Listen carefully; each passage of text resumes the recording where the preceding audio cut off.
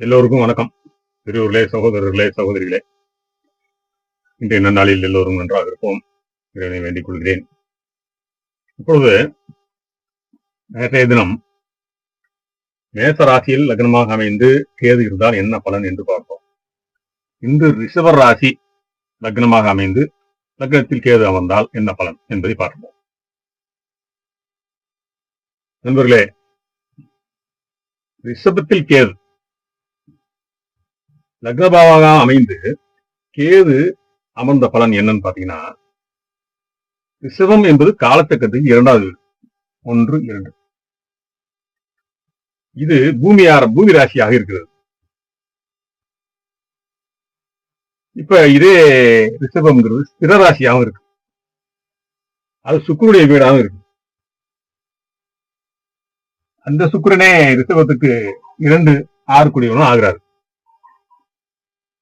அப்ப இந்த அமைப்பு அப்ப லக்னத்துல கேது இருந்தா என்ன செய்யும் அப்படிங்கிறது பாவம். எப்பயுமே ரிஷபம் என்றாலே செல்வந்தராகக்கூடிய தகுதியை இயற்கையை அவங்களுக்கு கொடுத்திருக்கும். அதை அவங்க பயன்படுத்திக்கணும். செல்வமலம் நன்றாக இருக்கும். ஏனென்றால் சுக்கிரனுடைய வீடு சுகபோக வாழ்க்கைக்கும் மிகவும் நல்ல அமைப்பை தரும் வீடு.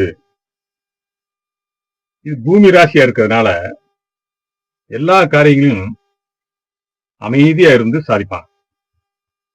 இவங்கள மாதிரி வெளியே பார்க்கவே கோவப்படுற மாதிரி, கோவப்பட்டா இவங்க கோவப்படுறது நமக்கு நடிப்பேன் கேட்டா. ஏன்னா இவங்க கோவப்பட மாட்டாங்க, கோவப்படுற மாதிரி நடிப்பாங்க. ஏன்னா அமைதியா இருந்து காரியம் சாதிக்கிறதுனால கோவம்ங்கிறது வராது. அதே நேரம் அவங்க நம்ம போய் சீண்டி பார்த்தோம்னா அப்ப வர்ற கோபத்தை யாராலையும் கட்டுப்படுத்தவும் முடியாதுங்க. 2 விஷயம் இருக்கு. கோவப்படவே மாட்டாங்க. லேசான கோவப்பட்டாலும் கூட அது அந்த கோபமாக இருக்காது. அது தற்காலிகமானதாக இருக்கும். உண்மையான கோபம்ங்கிறது அவங்கள போய் நம்ம சீண்டி பார்க்கறது. அதனால அவங்க கிட்ட நம்ம ரொம்ப அன்பா பேசினா எல்லா காரியம் சாதிக்கலாம். இது முதல் ரிஷபம். அப்புறம் இந்த ரிஷப ராசியை பாருங்க, ஸ்திர ராசியா இருக்கு. இவங்களுக்கு ஒரு லட்சியம் இருக்கும். இவங்களுக்குன்னு ஒரு பாதையை வகுத்துக்குவாங்க. இவங்க அந்த ஒரு குறிக்கோள் அடைகிறதுக்கு எந்த இடத்துல இருந்தாலும், அவங்க பிறந்த ஊர்ல இருந்தாலும் சரி, வெளியூர் இருந்தாலும் சரி, அந்த இருக்கிற இடத்த அந்த இடத்துக்கு தகுந்த மாதிரி அவங்க தன்னை மாத்திக்கிட்டு பயன்படுத்திக்குவாங்க. அந்த குறிக்கோள் அடைகிறது இது மிக மிக சிறப்பான விஷயம். ஒரு வேலையை செஞ்சாங்கன்னா அந்த வேலையிலேயே கண்ணு கருத்தா இருந்து அது எந்த வேலையோ அந்த வேலைக்கு தகுந்த மாதிரி அவங்கள மாத்திக்கிட்டு அதுல லாபம் ஈட்டுறதுக்கு என்ன வழியோ அதை செஞ்சிருவாங்க. இது இவங்களுடைய தனி சிறப்பு. அனைத்து சுகபோகங்களையும் வாழ்க்கையில தேவையானதை அடையிறதுக்கான சிந்தனையும் படிப்படியா உயர்ந்து பெரிய நிலைக்கு வரக்கூடிய ஒரு லட்சியவாதி. அந்த ஒரே சின்ன பணம் அப்படிங்கிற ஒரே சிந்தனை இருக்கும். நான் முதல் சொன்ன மாதிரி இவங்ககிட்ட அன்பா பேசுனீங்கன்னா கட்டுப்படுவாங்க. ஆனா அவங்க கிட்ட நம்ம போய் அன்பை எதிர்பார்க்க முடியாது. நம்ம அன்பா பேசுனா அவங்க அன்பா பேசுவாங்க. அவங்கதான் இந்த உலகியல் சுகம். அதாவது எல்லார்கிட்டையும் சிரிச்ச முகத்தோடு பழகுறாங்க, அன்பா பேசுவாங்க. இப்ப நம்ம இந்த ரிஷப லக்னத்துக்காரங்கிட்ட போனோம்னா அவங்க அன்பா பேசி அமைதியா நம்மகிட்ட இருந்த விஷயத்தை பூரா வாங்கி நம்ம பாக்கெட் இருக்க பணத்தை அவங்க பாக்கெட்டுக்கு எப்படி கொண்டு வருவதுன்னு யோசிப்பாங்க. அது ரொம்ப ஈஸியா பண்ணிடுவாங்க. அவ்வளவு திறமை வாய்ந்தவர்கள் அந்த அந்த வீட்டுக்குரிய அமைப்பு. இந்த பொதுவாக இது ஒரு வித்தைன்னு வச்சுக்கோமே. பழக்கம் கோவப்பட்டு ஒரு விஷயத்த தடமாற்றம் ஏற்பட்டு கோவப்பட்டு அந்த விஷயத்துல தோல்வி அடையாம அன்பா பேசி அமைதியா இருந்து நம்ம கிட்ட இருக்க பொருளை அவங்க பொருளா மாத்துறதுக்கு என்ன வழியோ அதை பண்ணிடுவாங்க. ரொம்ப கெட்டிக்காரங்க. இது திறமைன்னு சொல்லணும், இது வித்தைன்னு சொல்லலாம். அதே மாதிரி உலகத்துல இருக்கிற லௌகீக வாழ்க்கைக்கு அனைத்து சுகங்களை அடைகிறதுக்கு அவங்க ஒரு பேச்சாலையும் அவங்க செயலாலையும் எப்பொழுதுமே ஒரு குறிக்கோளோட செயல்படக்கூடிய தன்மை இருக்கு. இப்படிப்பட்ட ஒரு ரிஷப லக்னம் ராசி அமைகிற இவங்களுக்கு அதுல புகை கேது அமர்ந்தா எப்படி இருக்கும் அதை பற்றி பார்ப்போம். கேதுன்னா மோட்சக்காரகன். இப்ப அவர் போய் அங்க உட்கார்ந்தா ஒரு முருகன் மட்டும் நிலையை ஏற்படுத்துவாரா இல்லைங்களா? அப்ப என்ன ஆகும்னா தனிமையை விரும்ப ஆரம்பிச்சிருவாங்க. மற்றவங்க கிட்ட இருந்து விலகி இருக்கக்கூடிய தன்மைய மனசு எண்ணங்கள் மேலோங்கி இருக்கும். அந்த அப்படியே பிடிவாத குணமும் வந்துடும். பொறுமை அதிகமாக இருக்கும்போது இவங்க பொறுமையா இருப்பாங்க. ஆனா உள்ளுக்குள்ள வந்து ஒரு குழப்பம் இருக்கும். ஒரு தேடல் இருந்துகிட்டே இருக்கும். அந்த கேது அமர்ந்த நிலை. இவங்க பேசும்போது முகத்துல ஒரு விதமான ஒரு முதிர்ச்சியான தோற்றத்தை பார்க்கலாம் நம்ம. எப்படின்னு கேட்டீங்கன்னா, ஒரு அனுபவ முதிர்ச்சி, ஒரு ஆன்மீக முதிர்ச்சி, பேச்சுல வந்து ஒரு பெரிய ஞானி மாதிரி யோகி மாதிரி பேசுறது, தத்துவார்த்தமா பேசுறது, அவங்க முகத்துல அந்த பாவனை இருக்கும். ஆனா அமைதியா இருப்பாங்க. இவங்களுக்கு இந்த கண்கள் பற்கள் தொடர்பான சில உபாதைகள் அவசியம் இருக்கும். கண்ணாடி போட்டுருவாங்க, பெரும்பாலும் கண்ணாடி போடுவாங்க, பார்த்திருக்கேன். இவங்க வந்து சேமிப்பை குறிக்கக்கூடிய ராசி இந்த ராசி. ஏன்னா காலச்சக்கரத்துக்கு 2ஆம் பாவம் இல்லையா? சேமிப்பை, பணத்தை சேமிக்கக்கூடிய தன்மை, சொத்துக்கள் மீது அதிக பற்று இருக்கும். ஆனா அந்த கேது இருக்கிறதுனால அந்த பற்றுதலை மாத்தி எல்லாமே இருந்தாலும் ஒரு பற்றற்ற நிலையில இருக்கக்கூடிய தன்மையை இருக்கும். எவ்வளவு செல்வம் இருந்தாலும் அது ஒரு முழுமையான திருப்தி இருக்காது. நம்ம நினைப்போம் அவங்கள பாக்குறதுக்கு வசதியா இருக்காங்க அப்படின்னு. ஆனா அவங்க மனசுல ஒரு திருப்தி இருக்காது. பொருளாதார நிலை திடீர்னு உயரும் இவங்களுக்கு. அதே நேரம் அந்த கேது அங்க இருக்கிறதுனால திடீர்னு அந்த பொருளாதார நிலையில இருந்து அவன் கீழையும் வந்துவாங்க. எதிர்பாராத செலவுகளை கொடுத்துருவாரு கேது. ஆன்மீக விஷயங்களை கூட நடைமுறை வாழ்க்கையோடு ஒப்பிட்டு பார்க்கக்கூடிய தன்மை இவங்களுக்கு இருக்கு. நம்ம வந்து சாதாரணமா அதை பத்தி பேசுவோம், அதை பத்தி கையாளுவோம், தியானம் பண்ணுவோம், எல்லாம் பண்ணுவோம். ஆனா அதை பற்றி ஒரு ஆழ்ந்து சிந்திக்கக்கூடிய தன்மை இவங்களுக்கு இருக்கு. யோகா, தியானம் இந்த மாதிரி விஷயங்கள் ரொம்ப ஆர்வம் இருக்கும். உலகியல் வாழ்க்கையில எல்லாத்தையுமே கிடைச்சாலும் கூட மனசளவுல ஒரு துறை மாதிரி மனநிலைய வளர்த்துட்டே போவாங்க. நாம அதையும் கண்டுபிடிக்க முடியாது. இப்ப இதுல என்ன ஒரு முக்கியமான விஷயம் கேட்டீங்கன்னா, ரிஷபம் இந்த வீட்டுக்கு இந்த 7வது வீடுங்கிறது காலச்சக்கரத்துக்கு 8வது வீடு. இது ஒரு மைனஸ் பாயிண்ட். விருச்சம் அப்படிங்கிறது 8வது வீடு.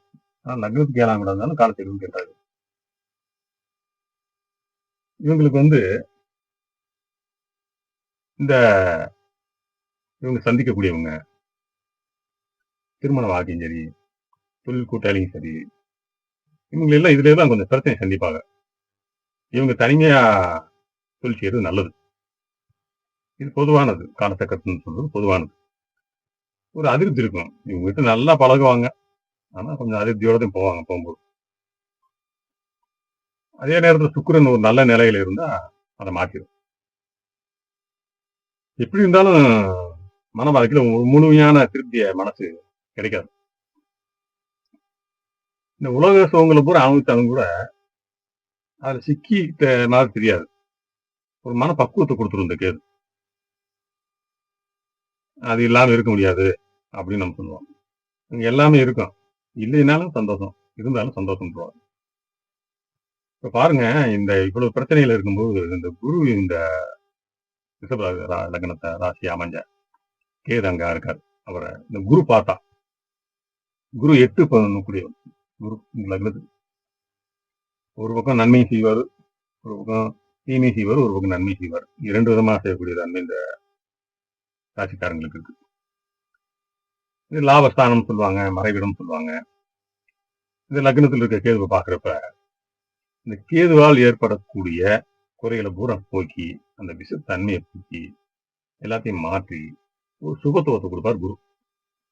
5, 7, 9 அப்படிங்கிற பார்வை ஜாதகருக்கு பகுத்தறிவு கூடும். இந்த மந்த புத்தி எல்லாம் மாறி சரியான நேரத்துல சரியான முடிவு கரெக்டா எடுத்து ஒரு நல்ல முறையில செயலாற்றக்கூடிய தன்மையெல்லாம் கொடுக்கும். கேதுன்னா ஞானம், குருன்னா தர்மம், ஆன்மீகம். ஒரு அரிய வகை ஞானம் இவங்களுக்கு இருக்கும். பொருள் சார்ந்த விஷயத்திலையும் ஞானம் இருக்கும், ஆன்மீக ஞானம் இருக்கும். 2மே இருக்கும். ஏன்னா சுக்கிரன் வீடு. இதான் ஞான யோகம் அப்படின்னு சொல்லலாம். ஏன்னா சுக்கிரன் அங்க வர்றாரு, கலையில் அதிபதி வீடு. குரு பார்வை கிடைக்குது. அதே வீட்டுல கேது வருகிறார். அப்ப இவங்களுடைய ஞானம் எப்படி இருக்கும் பாருங்க. ஒரு பக்கம் பணம் சம்பாதிச்சுக்கிட்டே ஆன்மீகத்தை பேசிக்கிட்டே இருப்பாங்க. தத்துவங்களை பத்தி பேசிக்கிட்டே இருப்பாங்க. அந்த சிந்தனையிலே இருப்பாங்க. வெறும் ஆன்மீக வாழ்க்கை மட்டும் வாழாம, அதன் உட்பொருளை அறிந்து, அதனுடைய தத்துவம் என்ன, அதனுடைய கருத்து என்ன, அதுல என்ன இருக்கு, அப்படியே அதை உணர்ந்து ஒரு ஞானி மாதிரி ஆயிரணும்னு வாய்ப்பு தேடுவாங்க. அந்த அறியக்கூடிய தன்மை அவங்களுக்கு வந்துடும். மேலோட்டமா இல்லாம உள்ள போய் ஆராய்ச்சி பண்றது. இவங்க மற்றவங்களுக்கு ஆலோசனை கூறுவாங்க பாருங்க, சூப்பரா சொல்றாங்க. இவங்க கிட்ட போய் அமைதியா, அண்ணே, ஐயா, என்ன செய்யலாம் சொல்லுங்க அப்படின்னு கேளுங்க. இவங்களுடைய ஆலோசனை வந்து சூப்பரா சொல்லுவாங்க. அது நமக்கு நல்ல முறையில செயல்படும். அந்த அறிவு உங்களுக்கு நிறைய இருக்கும். ஏன்னா சிறு வயதுல வந்து ரொம்ப கஷ்டப்பட்டு வந்தவங்களா இருப்பாங்க பெரும்பாலும். கேது வந்து உடல் ரீதியான பிரச்சனைகளை பயத்தை காட்டுறது, உடல் ரீதியான பிரச்சனை கொடுக்குறது, ஒரு மனநலத்தை அளிக்கிறது, இந்த மாதிரி விஷயங்கள்லாம் செய்யற கேதுவை குரு பார்க்கறதுனால அந்த குரு பார்வை கிடைச்ச உடனே இதுல இருந்து நிவர்த்தி ஆகி ஒரு நீண்ட காலமா இருக்கக்கூடிய நோயெல்லாம் குறைந்து அதுல இருந்து தப்பிச்சுக்குவாங்க. ஜாதகரே தவறான பாதைக்கு போனாலும் கூட அந்த குரு அந்த பாதையை செல்ல விட மாட்டாங்க. அந்த பார்வையானது அவரை காப்பாற்றிடும். இது ஒரு பாதுகாப்பு அரண் போன்றதுன்னு சொல்லலாம். குருவுடைய பார்வை. திடீர் பண உறவு ஏற்படும் குரு பார்வை இருக்கும்போது. அதுலயும் பாருங்க, குரு வந்து கன்னி வீட்டுல இருந்து பார்க்கும்போது ரொம்ப சூப்பரா இருக்கும். திரிகோண பார்வை 9ஆம் பார்வை ரொம்ப அருமையா இருக்கும். இதே இது இந்த கன்னிங்கிறது இவங்க லக்னத்துக்கு 5ஆம் இருந்ததுனால புத்திரர்களால் நன்மை, குழந்தை பாக்கியம், ரொம்ப பொறுமையா இருக்கிற விஷயம், குழந்தைகளால் பெருமை அடைகிறது, அத்தனையும் பூர்வீக சம்பந்தப்பட்ட விஷயங்கள்ல சொத்துக்கள் கிடைக்கிறது, அத்தனையும் இங்க குரு இருந்து பார்த்தா அவங்களுக்கு அமையும். அதே இது விருச்சகம், இந்த இடத்துல குரு இருந்து பார்த்தா இந்த பார்வை வந்து ஒரு அந்தஸ்து கௌரவம், சமூகத்துல ஒரு அந்தஸ்து கௌரவத்தை கொடுக்கும். ரொம்ப பெருசா இந்த பார்வை வந்து இருக்காது. சமூகத்துல அவர் அந்தஸ்து கௌரவம் எல்லோரும் இவங்களை மதிக்கிற மாதிரி அந்த குரு ஆக்கிடுவார். மகரத்துல குரு நீசம் ஆகுறதுனால அந்த நீசம் பெற்ற குருவின் பார்வை வந்து இந்த பூர்வீக சொத்துல சிக்கல், இது போன்ற பிரச்சனைகள், தொழில சில பிரச்சனைகள்லாம் ஏற்படும். அதனால இந்த பொதுவா குரு பார்வை வந்து நன்மையானதுதான், ரொம்ப பாதிக்காது. இந்த பொருளாதார தடையெல்லாம் நீக்கிடுவாரு குரு பார்வை. கண்ணியிலிருந்து குரு பார்க்க ரொம்ப அருமையான அமைப்பு. ஆக வாழ்நாள்ல இவங்க பணம் சம்பாதிக்கிறதுன்னு பிறந்தவங்க சொல்லலாம். இந்த கேது அப்படிங்கிற இல்லைன்னா இன்னும் சூப்பரா இருக்கும். அடுத்து வீடியோவில் நாம் மிதுன ராசியில் கேது இருந்தால் என்ன பலன் என்று பார்ப்போம். நன்றி, வணக்கம்.